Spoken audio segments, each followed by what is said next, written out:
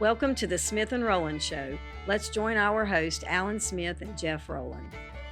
Welcome, ladies and gentlemen, one and all, around the globe, to the millions around the world that's not listening, but to those two that are. It's Smith and Rowland time. Smith and Rowland time. We're barely here. There's only parts of us that's here. Well, Rowland and I had some people from Ohio. I had lunch with them today. Yeah. They watch about every show we do. That's right. I told them I noticed that how much they appeared to me in our I hadn't seen them in about a year. I said, I noticed how much smarter y'all are. Yeah, exactly. I mean, you know. Attributed to the Smith and Rowland show. That's exactly right. And to all of the friends of Uri up there in Ohio. When you went and preached for them. I did a year ago, maybe not that long ago. And you're supposed to go back, I understand. Me and Mel Tari. And you're going back when? When are you going back? I didn't understand I was going back. Yeah, that's already been decided. Me and Mel Tari went up there. Uri, if you're listening, please go ahead and just book the date. I'll make sure he's there. Poor Uri. So, it is good to know that they're listening up there in Ohio, and we have others that tunes in from time to time. More importantly, yesterday you and I was discussing a video that was on PBS News. Yes, we were. And it was about white Christian nationalism. Uh-huh. Today we have a former political figure that is making headlines, the illustrious Hillary Clinton, targeting Christian white men in a culture on edge. I would agree that Christian white men is being targeted. I would agree with that. Well, and I would agree our culture's on the edge. So far, I agree with this argument. well, I mean, think about it, Jeff. I thought, isn't that a way to talk about her man? But I got to think, no, he ain't Christian. So, she's not talking about her man. Oh, she's not talking about her man. She ain't talking about her man. She's got her man under control. That's exactly right. Exactly right. If you don't believe it, ask Bill. That's right. He'll tell you. Ripped the Christian right out of that old boy. But it is true. We have a culture that is. But this is not just now. This has been happening. Well, can I say something about our sponsor today? Yeah, go ahead. We are sponsored today by white Christian men. That's exactly right. Around sponsoring this. Listen, I've been pro-Christian white man all my life. They call me Jeff, pro-Christian white man Rowland hashtag. So, I mean, that's how I've been known for years. Years they've said that. Where did they get that from? Oh, I don't know, but they. Boy, I'll tell you what. They just done it right on up in there. That they group, boy, they'll label you. They'll just label you. They're the ones that I think they left the LGBT. Yeah, and they're quickly joining the PSA Well, you're going to Plus tell group. them what the new group is. It's the PSA Plus group. We started. Yeah, we started right here, Smith and Rowland Show. That's exactly started right. a new group, but this is kind of limited to men though. Yeah, and most people have no idea what PSA is. And I was going to look, if you don't know by now, Google it. Yeah. Ask Siri what a PSA is that a man is a part of. Yeah, that reminds me of that song that they sing at Trump's rally. PSA. No, that ain't right. That's what YMCA. USA. No, YMCA. No, YMCA. Well, I knew it had an A in there. Yeah, we were told one time that we were like two old men sitting on a couch. We were told that. We thought it was a compliment. By radio station. Yeah. We thought it was a compliment. Come find out, I don't think it was. They was trying to be complimentary. And I'll tell you now. I thanked them. Me and Rowland, it didn't take us for 3 days to figure out they were making fun of us. So we're starting a new group, the PSA Plus group. That's right, because the LGBTQ is now split up. That's right. So Rowland and I want to start our own organization off that spinoff, and we're calling it the PSA Plus group. We got to quit. We got to quit. Karen's going to kill us. Yes, she is. She won't our listen producer. Yeah. Avery, make sure that Karen does not listen to this particular podcast. Right. She will not like us. That's right. I think it's a great idea. I do too. Matter of fact, the phone's ringing now. Look, cards and letters coming in from everywhere, wanting to join the PSA Plus group. That's exactly right. We'll let everybody figure that one out. In this article, yes, your famous Hillary Clinton has spoken. She has spoken. She has spoken here. And in this article, the Prophecy News Network are calling them very dangerous words that she is speaking. And they are. Hillary slams white Christian men. Now, I mean, what if you said Hillary slams black Christian men? Oh, they wouldn't allow that. That's not allowed. That's not allowed. You should know that. The only race, there's two races that you can slam and get away with. That's the white race and the Jewish race. Well, I guess that's about right. That is true. You can slam either one. But I know a lot of black Christian men that would take up for us. I do too. Yeah. From the left, this started back, I would dare say, when Barack Obama was president. The targeting of white Christian men. If you was a white man, especially our age, that was a Christian, you were the cause of all the ills of society everywhere. It wouldn't have mattered what you believed or what you thought or what you said. The fact that you were a man, white, a Christian, that automatically spelled disaster to the left as far as your contribution to society. So this started back then. The way I was raised, and I'm 72 now, but I'm saying as I was a boy growing up, there wasn't no such a thing as slamming white Christian men, no more there was black Christian men. That's right. When I was raised, I tell you what's true, Jeff, I mean, the black and whites, they're always trying to make racism an issue, and I'm not saying there's not racism out there, but my Lord, if everybody doesn't quit talking about it, how can it go away? Yeah. Because it almost gives you a problem that you ain't got. Well, I mean, I was growing up, Jeff, listen, I was the only white boy in a black band. Yeah.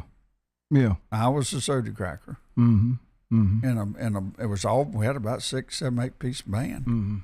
I played bass, and I was the only white guy. I played in many a venue that I was the only white guy there. Now, this is honest truth, Jeff. I was never treated more friendly, and no prejudice, no nothing. I mean, you always got an idiot every now and then that's going to come up and say something, but I don't count them. Right. Nobody else did. Matter of fact, one time I can think of, there was one guy came up to me and said I didn't have no business. He called me a couple slurs. And an older guy that was there came up. He saw him. He come up. And I mean, he reared back and knocked.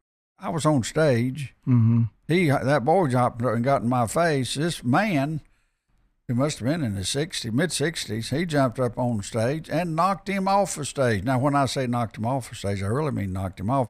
He hit him one time. Yeah. And his feet left the floor, and he ended up off the stage and on the floor. Yeah. But that was the only in years and years.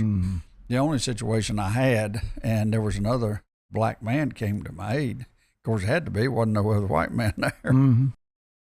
But I was always honored, friendly, just looked after, I mean, a whole lot more than I'd been in the whole all-white crowd. Yeah. I'm very honest with you. Yeah. They were my friends. We was raised together. I was much the same way. And our hometown was and then they come out with all this mess now. It's just craziness. It's just craziness. It's craziness. But they are fueling They're on trying the to left. fuel that thing. And I got to say, it's so insane on so many different levels, because on the left, what you basically have is a bunch of minority groups that they're trying to string together as their voting bloc.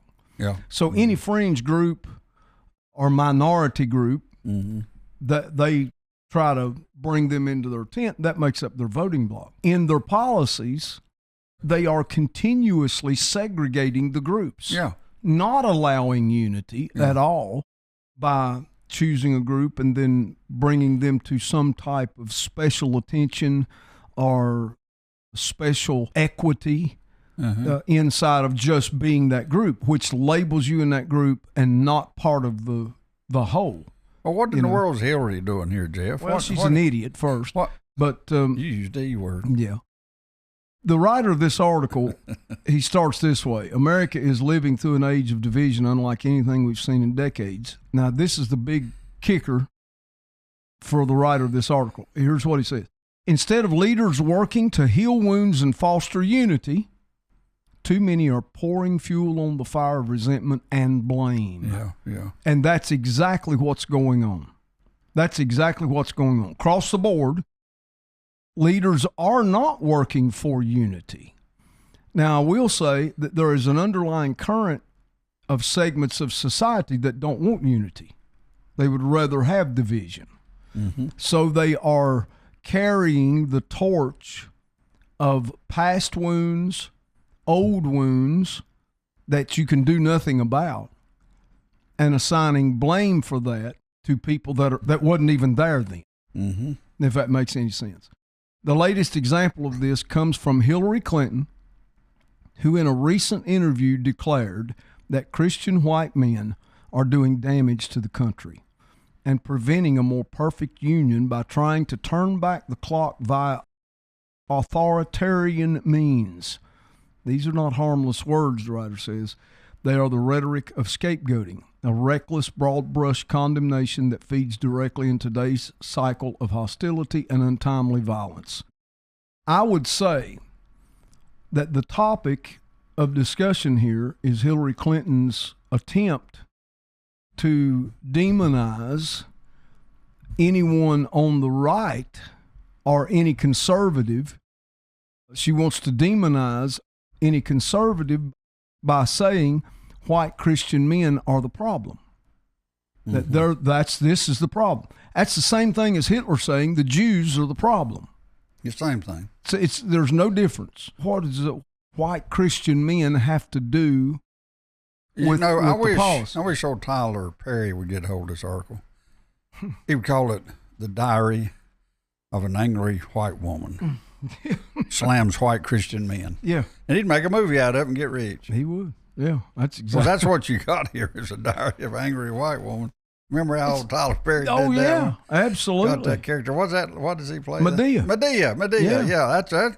Right there's a white Medea. I'm good friends with a lady that I call the white Medea. Oh, really? Well, yeah. Right there is a white Medea. She lives in Shelbyville, Tennessee. She's probably listening. If she ain't, she will be. And Sister Ann is called the White Medea. She's known as that down in the state of Alabama. She now resides in Tennessee. And when the white Medea gets set on fire, when brother, she says something, you're going to pay attention. You better know you paying attention. She'll say, "Now, come over here." And when she says that, it's over. You know. But there is truth in this topic that it's going to continuously get worse. So white Christian men are the target Hillary Clinton's using. Same thing as them talking about white Christian nationalists. That title of Christian is going to be used because ultimately what the target is Christianity.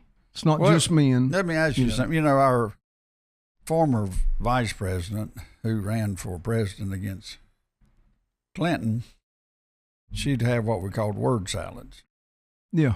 Well, that looks like to me that's what Clinton's doing, just a word salad. Because what is it that the latest example comes from Hillary Clinton, who in a recent interview declared that Christian white men are doing damage to the country? Okay, all right, I'm okay with that. Now just tell me what we've done.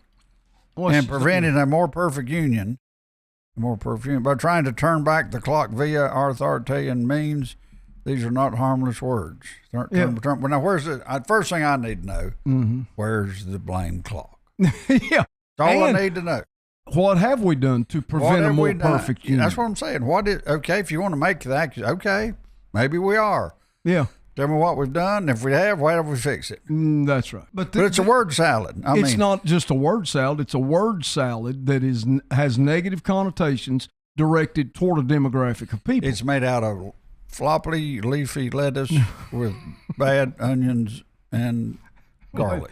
Ladies and gentlemen, Alan forgot to take his ibuprofen before the show. No, it didn't. Actually, I took it. Did you really? Yeah. Why didn't you give me some? Well, it ain't kicked in yet. Goes on to say, when a national figure of Clinton's stature singles out a demographic, especially one defined by race, gender, and faith, she isn't merely criticizing ideas. She's putting a target on people's backs. That's what I'm saying, though, Jeff. Can you see what I'm saying? Oh, yeah. She's saying the target, here's what they're doing. Okay, what is it? Yeah.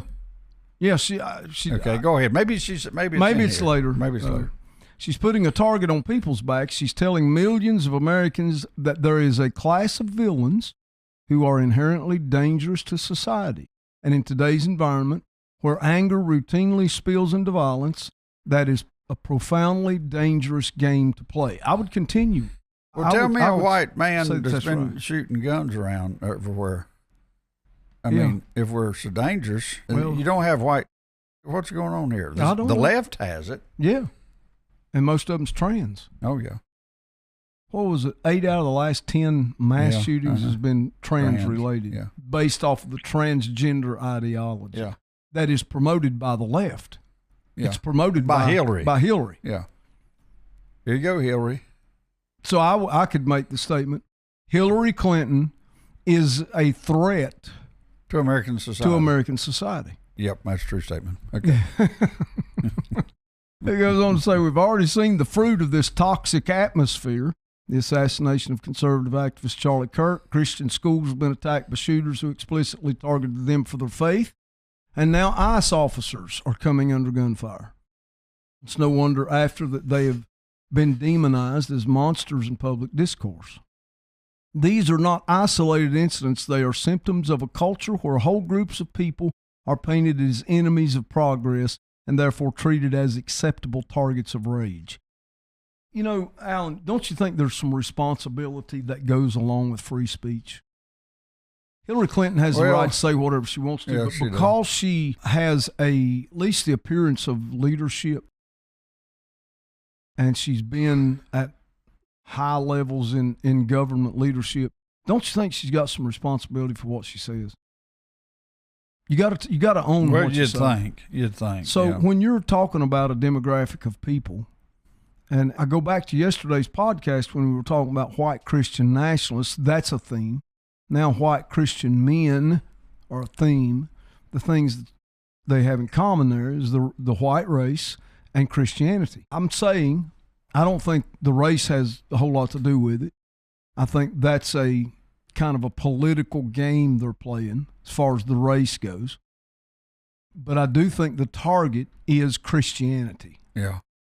I do believe that. I think that is the target in America that the left says is the block that we've got to destroy in order to rise back into power, especially on the agenda they have. And I would think they're correct. As long as Christianity is thriving in America, their policies can't.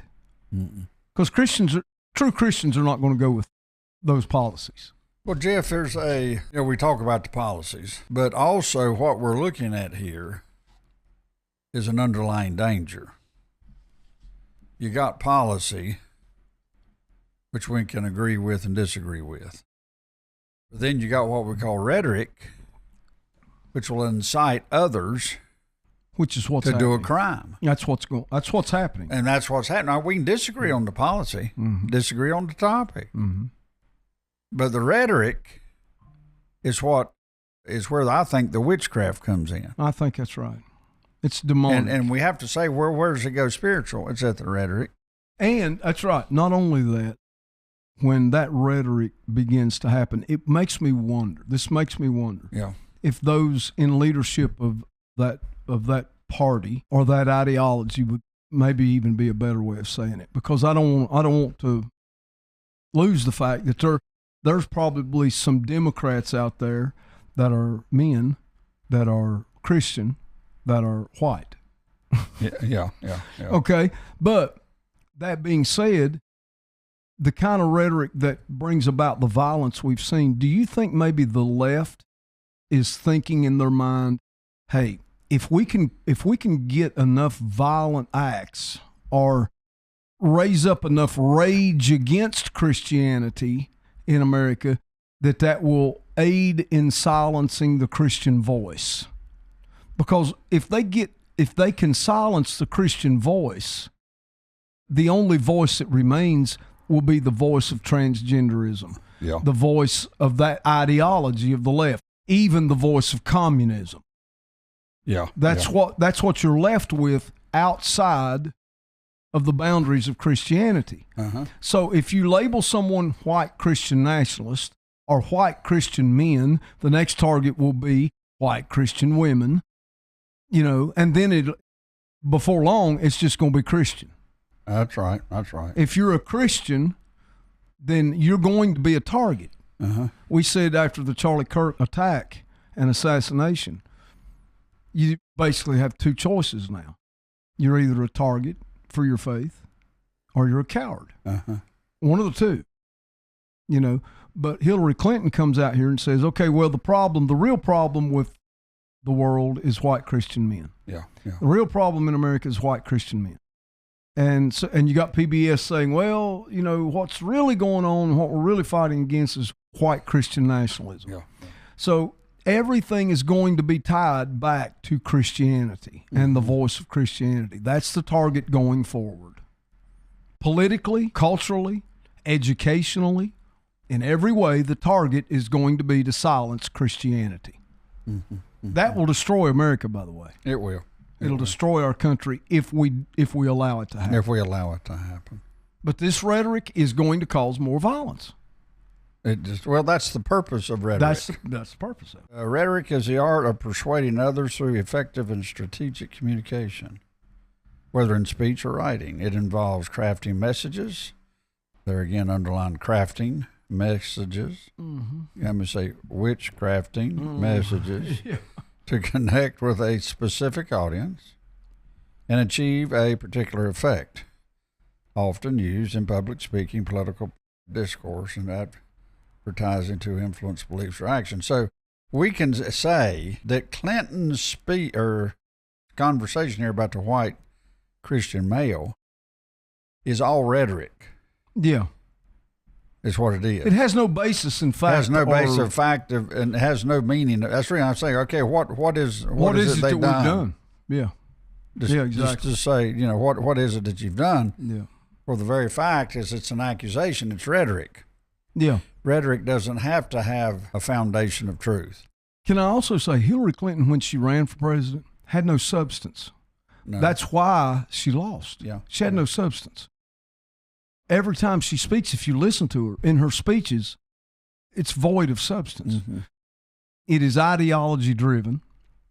All of it's ideology driven. She talks in a big, broader senses.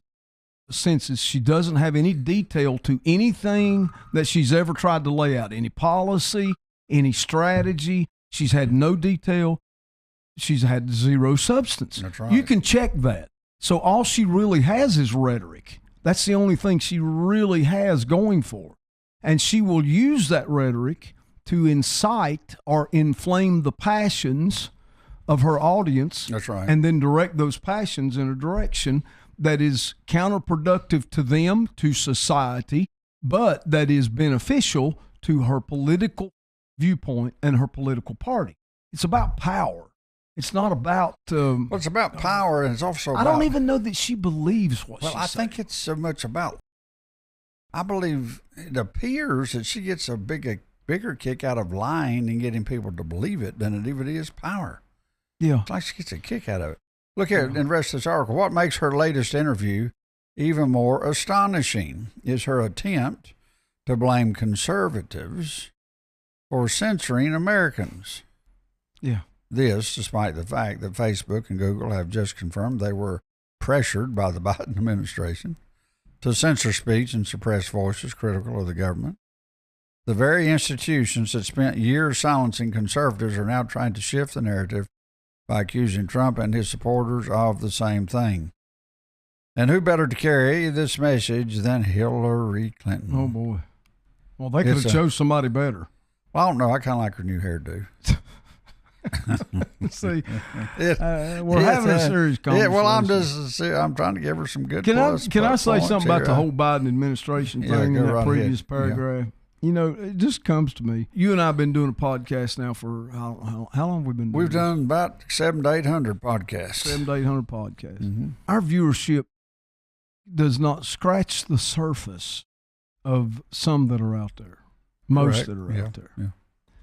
Yet, you and I, in doing a podcast on Dr. Anthony Fauci and misleading information to COVID, got took off of YouTube. Now, just please hear that.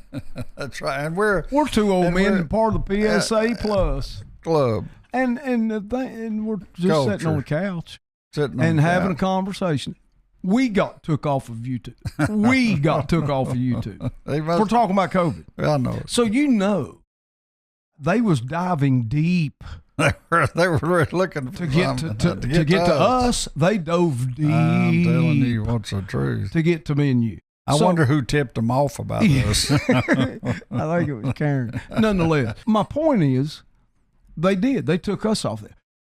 Countless times they took Tucker Carlson off. They would boot. They would boot all of these people off, censor them, and for them to say this present administration is involved is about But here's the problem. You've got idiot people out there that believe that garbage. I don't even think the ones spewing the garbage believe it, but they're convincing most of their crowd. That's why they're rising up in violent protests and all of and all that. I wanted to say that part. And who better to carry the message than Hillary Clinton? It's a breathtaking level of gaslighting. Clinton said, "I view it as very dangerous. It is right out of the authoritarian playbook." What is out of it? Give me the example, please, ma'am. Yeah. Silence your opponents. Cripple the media. That doesn't give you the slavish attention agreement that you desire. Use the power of the government to go after corporations and individuals. But every single one of those bullet points perfectly describes the Biden administration's record. Yeah. They pressured tech giants to silence dissent. They targeted media outlets. They refused to toe the line. They weaponized government agencies against political opponents. For Hillary Clinton to recite these accusations as though they apply to Trump rather than her own party is not just dishonest. It is Orwellian. Yes. What is Orwellian? It means it's a big lie.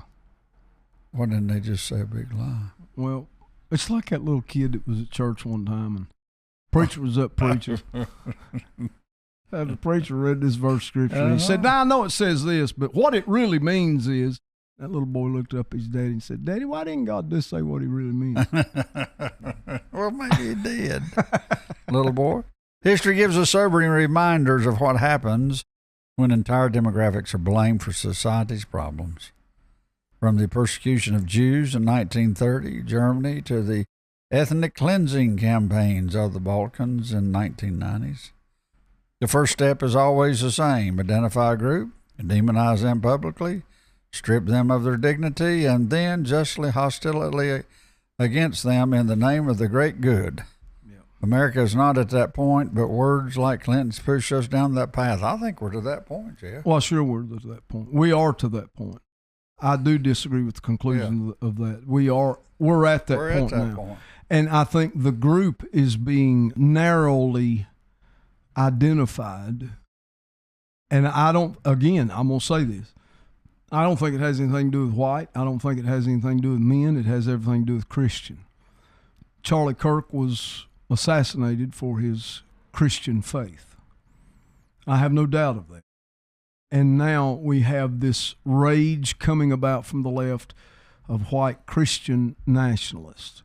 And we have Hillary Clinton talking about white Christian men. I'm saying this as just whatever we can get out there to try to help people to understand that you being Christian makes you the target. Therefore, you have to decide, will you be courageous or will you cower down? Mm-hmm.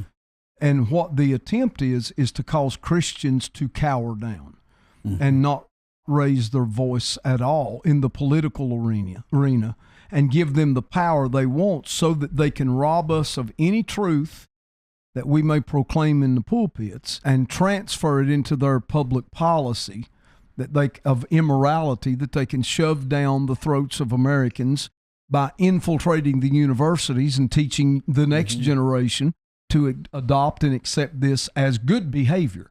It's not normal behavior they're after. They want to stamp it as good behavior. That's, I think, the target. And that's what we're going to face going forward. The irony is that the very people Clinton vilifies have been some of the bedrocks of this nation's progress. Christian men, yes. Many of them white, yes. Fought and died to abolish slavery, marched for civil rights, and built countless schools, hospitals, charities. Are there those who have misused power along the way? Of course. But to define an entire group by its worst actors is not leadership. It is prejudice dressed up in political correctness. That's a good And conclusion. I could not agree more, Jeff. Yeah. Worse still, such rhetoric undermines the very democracy Clinton claims to defend. Democracies depend on citizens being able to disagree without dehumanizing one another. When one group is portrayed as the obstacle to all good things, the space for dialogue disappears, and the only path left is confrontation. Yeah. That is exactly the climate we see unfolding in our streets today. Yeah. And that's what Miss Hillary Clinton is after. Yes, and again, I go back to the fact that if you've held public office or been in the public arena, you have responsibility for your words, and at some point, she'll have to take responsibility for her words. Well, one day she'll stand before God and will. She will, right? And that's what just as the rest of us. That's exactly right. And I pray for God's grace and mercy to be extended to her, and her eyes be open to truth. Even now, I pray that. But in Jesus' name. Yeah, and that's coming from a white Christian man. Well, there you have it. There it is. Smith and Rowland. Smith and Rowland. Two white Christian men. Brought to you by ibuprofen. And two white Christian men. That's part of the PSA Plus Club. That's right. Come on, join in now. Join it now. Come on in. The water's fine. All right, Rowley, this is the day wrap up of Smith and Rowland show. We talked about your former lady here. I don't want to call her no names, so I'll just call her a lady here. Well, that's we'll pick it up again here tomorrow. Sounds good. Okay, bye.